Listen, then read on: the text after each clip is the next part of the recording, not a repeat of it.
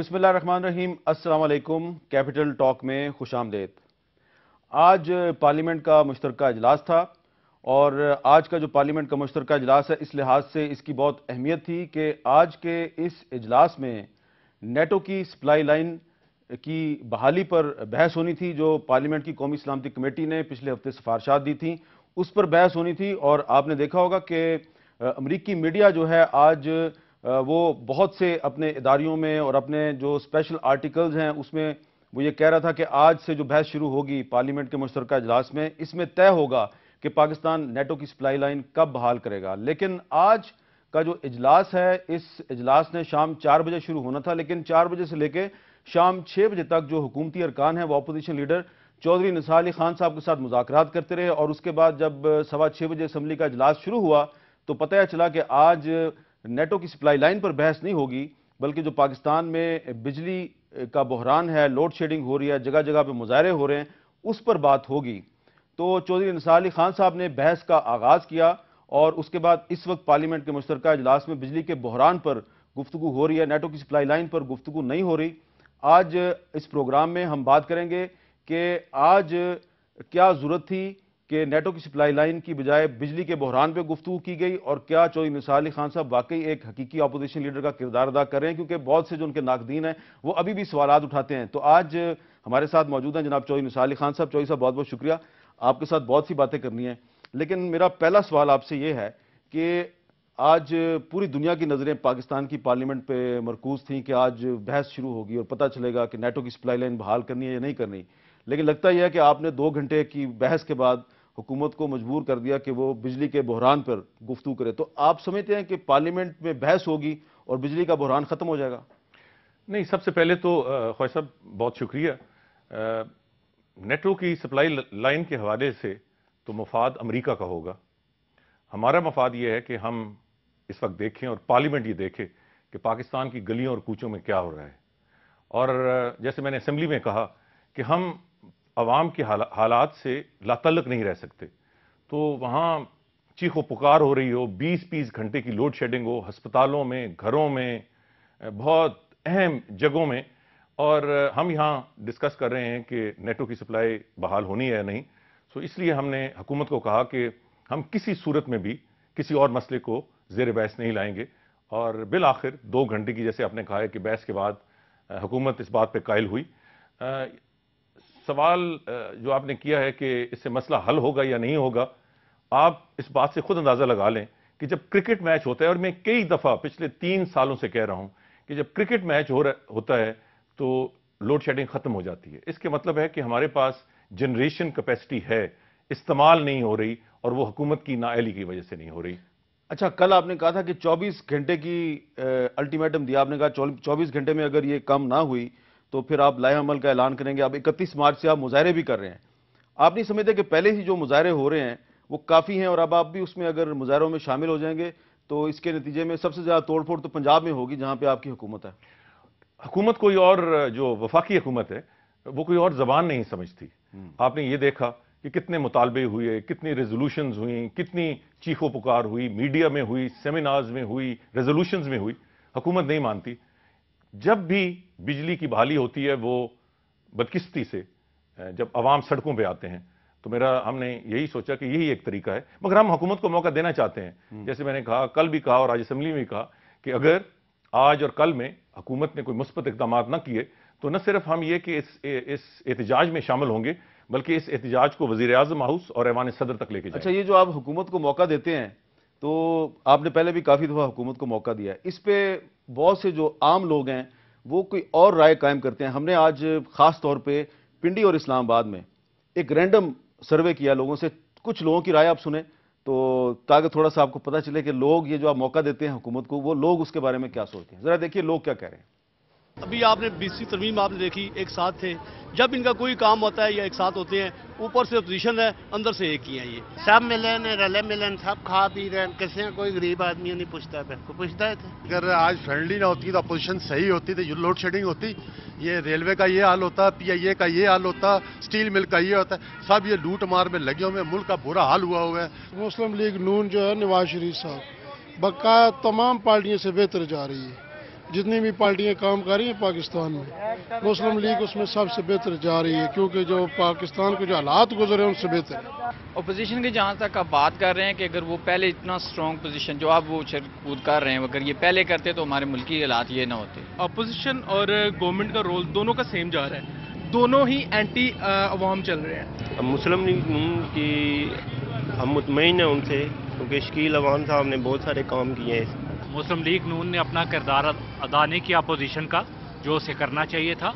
वो friendly opposition कर रही है। जो अपोजिशन का काम है, अपोजिशन अपना काम ठीक तरीके से पूरा नहीं कर रही। चौधरी निसार जो अपोजिशन लीडर हैं, वो 4 साल से कोई खातिर ख्वाह अवाम के लिए काम या उनके हकूक के लिए नहीं खड़े हुए आज तक। पंजाब में तो इनकी हुकूमत है ना, पंजाब में इन्होंने कौन सा तरक्याती, मैं मुस्लिम लीग नून से इत्तेफाक करता था पहले, नून का खुद बनता था ज़ाती तौर, लेकिन अभी बहुत सारे मामले ऐसे हैं जो मीडिया ने अवाम तक पहुंचा दिए हैं और ये लोग देख रहे हैं कि मुस्लिम लीग नून अपने मफादात के लिए समझौता कर जाती है। कभी वॉकआउट कर जाएंगे, कभी बाइकआउट कर देंगे, लेकिन उसमें सिर्फ पर्सनल है इनका, अवाम के साथ कोई तल्लक नहीं है। सबसे बड़ा सूबा पंजाब है, अगर पंजाब आगे आए तो गवर्नमेंट पर दबाव डाले तो लोड शेडिंग खत्म हो सकती है। अपोजिशन का तो क्या है, अपोजिशन तो अपना किरदार अदा कर रही है। क्या अपोजिशन तो डंडे चलाए उधर बैठ के असेंबली में? अपोजिशन जो है, बिजली महंगी होती है वो आवाज़ उठाती है, महंगाई होती है असेंबली में वो आवाज़ उठाती है। हमारी नुमाइंदगी अपोजिशन कर रही है, लेकिन हुकूमती इताअत को भी चाहिए कि वो आवाम को मसाइल को समझे। दोनों जमातें मिली हुई, इनका कोई किरदार नहीं है, ये अपनी बारियों पे लगे हुए हैं। अगले 5 साल के खेलने के लिए जो सा ये मतलब अपने चांस के लिए वर्कआउट कर रहे हैं, लैपटॉप तकसीम कर रहे हैं, सारा कुछ। सप्लाई लाइन है, नेटो की सप्लाई लाइन, इस पे भी नवाज शरीफ साहब का क्लियर मौकफ नहीं आ रहा, ये अंदर की बात नहीं बता रहे हमें।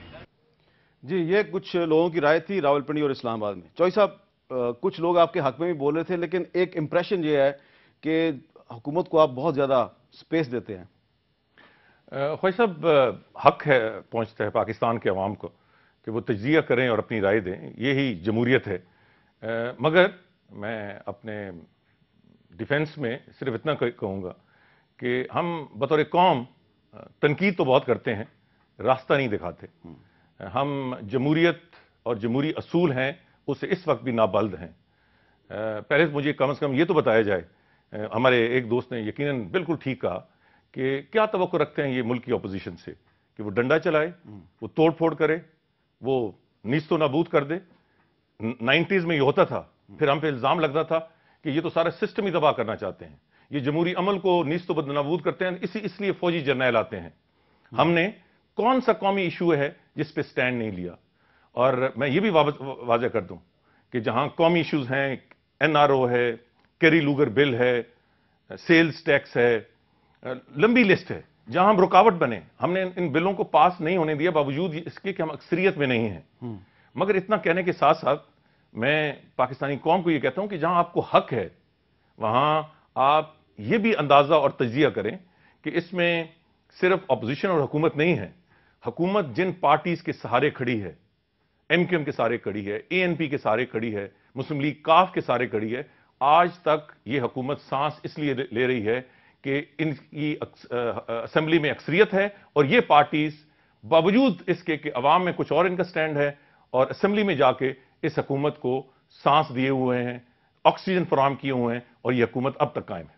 अच्छा, इसमें एक साहब ने जिक्र किया लैपटॉप्स का, ये भी एक मसला जो है आजकल अंडर डिस्कशन है। मैं ज़ाती तौर पे समझता हूं कि स्टूडेंट्स को लैपटॉप्स मिलने चाहिए, लेकिन क्या ये ज़रूरी है कि पंजाब हुकूमत लैपटॉप्स दे रही है तो चीफ मिनिस्टर दे दे, कोई प्रोविंशियल मिनिस्टर दे दे? नवाज शरीफ साहब का देना ज़रूरी है? आपके एक बहुत पुराने दोस्त हैं और आजकल नाकद हैं, इमरान खान साहब, उन्होंने एक जलसे में बात की है, मेरा ख्याल है वो उनका जवाब दे दे, मेरा जवाब ना दे। मियां साहब कंप्यूटर दे के, लैपटॉप दे के नौजवानों को नहीं खरीद सकते। पंजाब यूनिवर्सिटी के अंदर जलसा नहीं करना चाहिए था। गरीब बच्चों की कमाई 1.5 करोड़ के कंप्यूटर दिए और 3 करोड़ का यूनिवर्सिटी का खर्चा करवा दिया। जी, इमरान खान साहब सियालकोट के जलसे में कह रहे थे कि पंजाब यूनिवर्सिटी में सियासी जलसा नहीं करना चाहिए था। जी चौधरी साहब। ख्वाजा साहब, हर अमर की 2 राय होती हैं। जब कोई काम नहीं हो रहा होता तो खान साहब बहुत चीखो पुकार करते हैं कि परफॉर्म नहीं कर रही, गवर्नेंस नहीं हो रही, ये नहीं हो रहा, वो नहीं हो रहा। और जब कोई काम होता है तो इसमें कीड़े निकालते हैं, उस पर तनकीद करते हैं।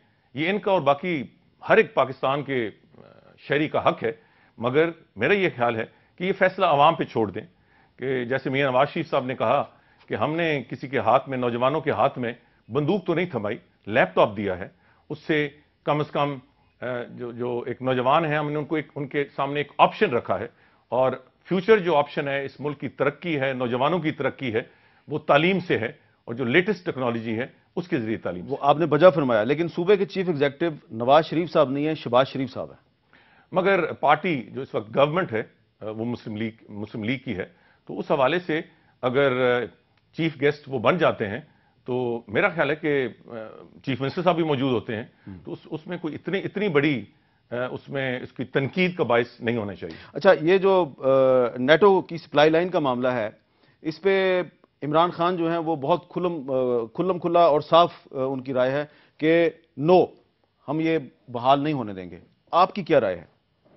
میرا خیال ہے کہ جس دن سے یہ مسئلہ سامنے درپیش ہوا، بلکہ اس سے پہلے جب سیکیورٹی جو سلامتی کمیٹی ہے ان کی میٹنگز چل رہی تھیں، میں تو اس وقت ہی واضح کر رہا تھا کہ پاکستان قوم سے ایک بہت بڑا دھوکہ ہونے چلا ہے، کہ کہنے کو تو یہ کہ پاکستان کی جو مشترکہ پارلیمانی کمیٹی ہے وہ نئے رولز آف دا گیم طے کر رہی ہے، مگر اس پردے کے پیچھے مقصد ایک ہے، ایجنڈا صرف ایک ہے کہ نیٹو کے جو سپلائی روٹس ہیں اس کے بارے میں حکومت اور اسٹیبلشمنٹ فیصلہ کر چکی ہے کہ کھل جائیں گے، مگر ان میں یہ طاقت نہیں یہ فیصلے کا باقاعدہ اعلان کرنے کے لیے، اس کے لیے وہ پارلیمنٹ کا کندھا استعمال کرنا چاہتے ہیں۔ تو آپ یہ کہہ رہے ہیں کہ صرف یہ حکومت نہیں، سیاسی حکومت نہیں، اسٹیبلشمنٹ بھی اس رائے کی حامی ہے کہ نیٹو کی سپلائی لائن کھول دی جائے؟ جو ابھی پیچھے 2 میٹنگز ہو چکی ہیں جس میں حکومتی اتحادی شامل تھے، ایوان صدر میں یہ میٹنگ ہوئی، اس میں اسٹیبلشمنٹ، سینئر اسٹیبلشمنٹ کے اکابرین بھی شامل تھے،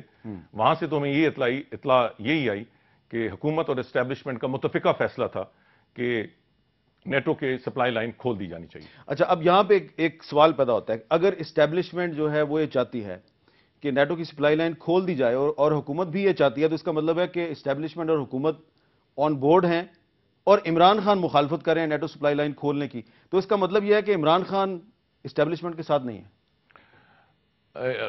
عمران خان کا ایک پبلک سٹانس کچھ اور ہوتا ہے، اور اندر سے ان کے کیا حالات ہیں یہ ایک علیحدہ کہانی ہے، مگر میں اس وقت صرف اتنا کہوں گا خواجہ صاحب اس حوالے سے کہ نیٹو سپلائی لائنز کے حوالے سے مسلم لیگ نون نے سب سے پہلے سٹانس لیا، اور جس دن سے یہ مسئلہ قومی مشترکہ پارلیمنٹ میں پیش ہوا ہے، میں نے وہاں کھڑے ہو کر اس پہ اس کی اسیسمنٹ دی اور پارٹی موقف بیان کیا، تو میرا خیال ہے کہ ایک جلسے میں اعلان کر دینا یہ ایک اور بات ہے، اور اس کا باقاعدہ واضح طور پر اس کے خلاف ایک اظہار رائے کرنا اور ایک سٹینڈ لینا اور بات ہے جو مسلم لیگ نون نے لیا۔ چند دن پہلے آپ ہمارے پروگرام میں تشریف لائے تھے، اور اس وقت یہ خبریں گرم تھیں کہ D G I S I general Ahmed Shuja Pasha کو ایکسٹینشن جو ہے وہ ملنے والی ہے، آپ نے اس کی بڑی سخت مخالفت کی تھی، اور پھر حکومت نے ان کو ایکسٹینشن نہیں دی، تو آپ سمجھتے ہیں حکومت نے اچھا کام کیا، آپ کا مطالبہ مان لیا؟ ہمارا مطالبہ مانا یا نہیں مانا اس کے پیچھے ایک لمبی کہانی ہے، اور خواجہ صاحب میں نے پہلے بھی آپ سے انفارملی یہ بات کی ہے کہ ہمارا کوئی اعتراض یا تنقید ادارے پہ نہیں ہوتی، شخصیات پہ ہوتی ہے۔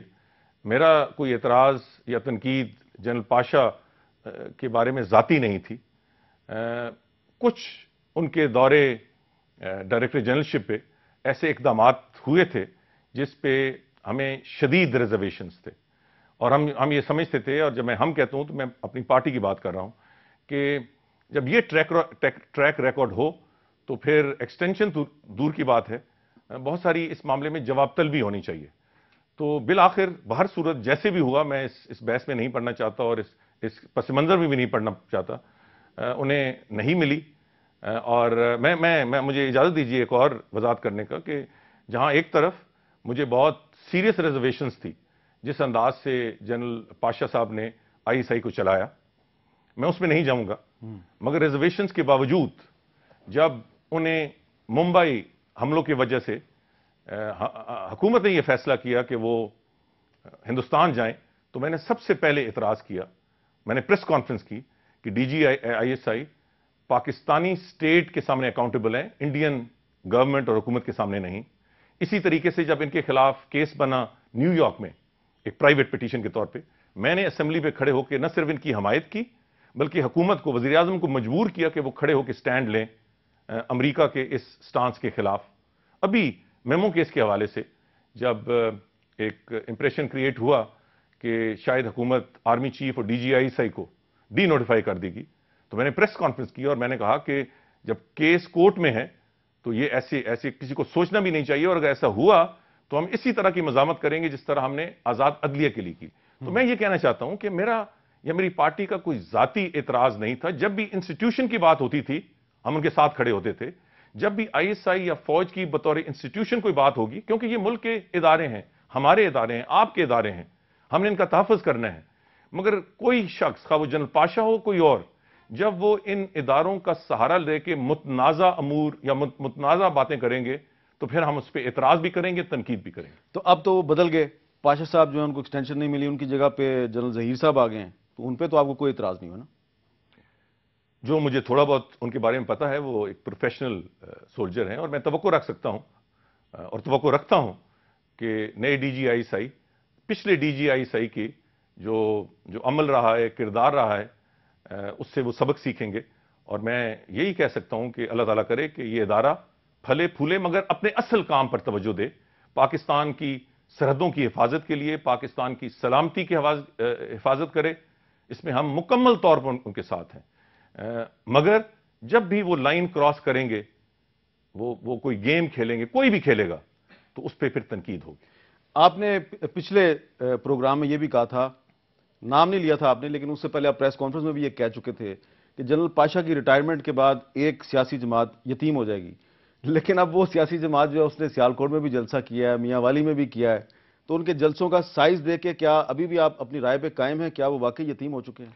नहीं भाई साहब, जलसे तो होते रहते हैं, इसका ये मतलब तो नहीं था कि जो जलसे करा रहे हैं वो जनरल पाशा करा रहे हैं। अच्छा। और मेरा ख्याल है ये जो जलसे हुए हैं इसके बारे में दो राय हैं, आपकी एक राय होगी, मेरी एक राय है। ये तो मैंने न कभी कहा और न मुझे कोई शक है कि जलसे इनके अब भी होंगे, बाद भी होंगे। इनकी 97 में भी इमरान खान ने बड़े बड़े जलसे किए थे, एक उसके बाद सीट नहीं मिली थी।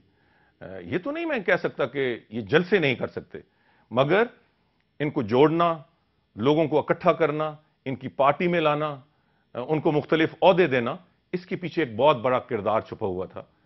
आप ये भी तो देखें कि अचानक दो लोग आए, एक को सदर बना दिया गया, एक को सीनियर वाइस चेयरमैन बना दिया गया। इनमें से एक तो हमारी पार्टी के थे, दूसरी की हमारे साथ बातचीत चल रही थी। मैं उस बैकग्राउंड में नहीं जाऊंगा, मैं उस पस मंजर में नहीं जाऊंगा, मगर ये कोई सीक्रेट नहीं है कि किस अंदाज से ये हिमायत की गई। और ये जो जलसे हैं, ये सिर्फ जलसों की हद तक सपोर्ट नहीं होती, ये पीछे बाकायदा एक पॉलिटिकल मैनेजमेंट लगी होती है। जिस तरह मुशर्रफ के दौर में उस वक्त के ISI ने PMLQ को कंसीव किया, उसकी बहुत हिमायत की, उसकी तरक्की में बहुत बड़ा रोल अदा किया। वो उसी तरीके से ये PMLQ बाप 2 था। लेकिन आप कह रहे हैं ये PMLQ पार्ट 2 है, लेकिन क्या आपको यकीन है कि जावेद हाशमी जैसा सियासतदान जो है वो ISI या किसी खुफिया इदारे के कहने पे कोई एक पार्टी छोड़ के दूसरी पार्टी में चला जाएगा और इमरान खान उसको ISI के कहने पे प्रेसिडेंट बना देगा अपनी पार्टी का? ख्वाहिश साहब, इस सवाल पे नहीं जाते तो बेहतर था, मगर जावेद हाशमी साहब कोई फरिश्ता तो नहीं है। एक फौजी डिक्टेटर के, इनकी अपनी सियासत का आगाज एक फौजी डिक्टेटर के वजीर के तौर पे हुआ। आपकी तरह? मैं किसी फौजी डिक्टेटर का वजीर नहीं रहा। मैं सन 1985 के इलेक्शन में बाकायदा, ठीक है वो नॉन पार्टी, उससे पीछे जाए ना, मजलिस शूरा नहीं, मजलिस शूरा में तकारीर मेरी निकाल दें। मैं यूनिवर्सिटी से निकला, मजलिस शूरा में था, मेरी एक तकरीर निकाल। चले, वो मेरा ख्याल है कि वो जो किरदार है ज़ियाउल हक का, उस पर आपकी पार्टी माफी मांग चुकी है, वो भी माफी मांग चुकी है, लेकिन जनरल मुशर्रफ के दौर में तो उनके साथ ज्यादती हुई थी। नहीं, यकीनन, मगर मेरा कहने का मतलब ये है कि इस पस मंजर में न जाइए कि किसने क्या किरदार अदा किया। और इस यहाँ कोई इतने बड़े फरिश्ते नहीं हैं जिस तरह के क्रिएट कर दिए जाते हैं। मैं बड़ा हैरान हूं कि आपने ये सवाल किया, क्योंकि ये पिछले दिनों में जो कुछ यूसुफ मेमन साहब कह रहे हैं, जो कुछ यूनुस हबीब साहब कह रहे हैं, उसके बाद आपका ये कहना कि, बल्कि एक ने तो कहा है कि उनकी मौजूदगी में जनरल असलम बेग साहब के साथ मुलाकात हुई اور اسٹریٹجک ڈیفینس ایک پارٹی میں رہتے ہوئے ہم اسٹریٹجک ڈیفینس کی جنرل اسلم بیگ صاحب کی پالیسی کے خلاف تھے، کیونکہ وہ ہماری پارٹی، اس وقت ہماری پارٹی حکومت میں تھی. ہماری پارٹی کا ایک کارکن ہی نہیں، ایک وزیر آرمی چیف سے مل کر اسٹریٹجک ڈیفینس کے حوالے سے میٹنگ کر رہا ہے کہ میں اس کی حمایت کروں گا پاکستان کے گلیوں میں. تو پھر میرا خیال ہے کہ اتنا بڑا شک و شبہ نہیں ہونا چاہیے کہ ہر فیصلے کے پیچھے شاید اسٹیبلشمنٹ کسی نہ کسی حوالے سے انوالو ہو. جی، چوہے نثار علی خان صاحب نے ذکر کیا جاوید ہاشمی صاحب کا، یونس حبیب صاحب کا اور یوسف ایڈوکیٹ صاحب کا. یونس حبیب صاحب نے اور بھی بہت سی باتیں کی ہیں، اس پہ بات کریں گے چوہے نثار علی خان صاحب سے ایک وقفے کے بعد.